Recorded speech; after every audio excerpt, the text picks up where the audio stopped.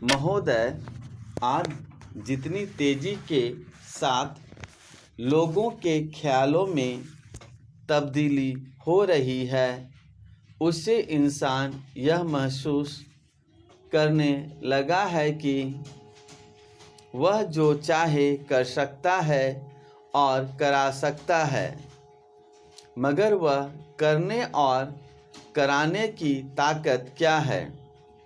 वह एक दिन के अंदर कोई एक शहर ही नहीं, सैकड़ों इलाकों को बर्बाद कर सकता है। अभी तक किसी आदमी के हाथ में बर्बाद करने की ताकत के अलावा पैदा करने की ताकत नहीं आई है।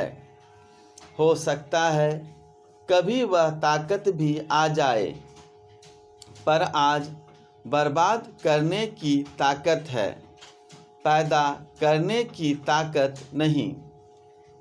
गांधी जी जिस समाज का स्वप्न देखा करते थे, वह एक ऐसा समाज था जिसमें सब लोग खुशहाल होंगे और किसी को किसी दूसरे को सताने की ज़रूरत नहीं पड़ेगी और इंसान रहेगा।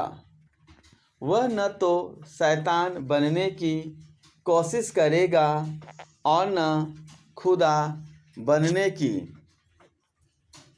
वह चाहते थे कि मनुष्य के लिए चारों तरफ से जो हदें बांधी गई हैं, उन्हीं के अंदर रहकर जितनी हो सकती है वह उतनी उन्नति करे, पर उन हदों के बाहर न जाए।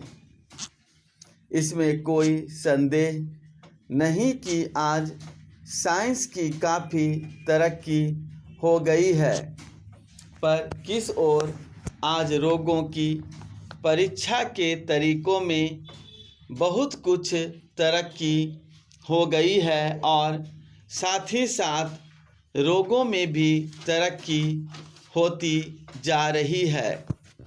इस दौर का एक ही नतीजा हो सकता है कि हजारों की तादाद में रोगियों की संख्या बढ़ती जाए। आज सिर्फ नाड़ी देखकर ही सब कुछ पहचाना जाता था, वहाँ आज कम से कम 5-7 लेबोरेटरीज की ज़रूरत पड़ती है। इसी तरह से जहाँ घर में चरखा चलाकर हम अपना कपड़ा बना सकते थे, वहाँ आज हमको रुई दुनिया के एक कोने से लानी पड़ती है। उसे लाने के लिए जहाज़, रेल आदि हर तरह के वाहनों की ज़रूरत पड़ती है। इसके अलावा उसे एक कारखाने से दूसरे, दूसरे से तीसरे और तीसरे से चौथे में भेजना पड़ता है और उसके बाद एक दुकान से दूसरी, दूसरी से तीसरी और तीसरी से चौथी में, तब कहीं हमारे घर में कपड़ा आता है। जिसको हम पहले आसानी से घर पर तैयार कर लिया करते थे, उसमें अब कितनी देर होती है।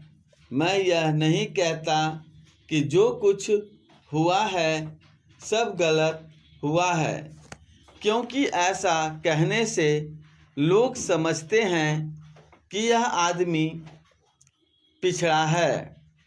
हम तो यह चाहते हैं कि साइंस के द्वारा आज हमें जितनी अच्छी चीज़ें मिलनी हैं, उनमें से हम एक को भी ना छोड़ें और उनसे जो लाभ उठा सकते हैं ज़रूर लाभ उठाएं। मगर इसके पहले हम यह सोच समझ लें कि किस चीज़ की कीमत क्या है और यह हमें कहाँ तक ले जाएगी और किस ओर। यदि हम इतना समझ बूझ कर करेंगे तो इंसान इंसान रह सकता है।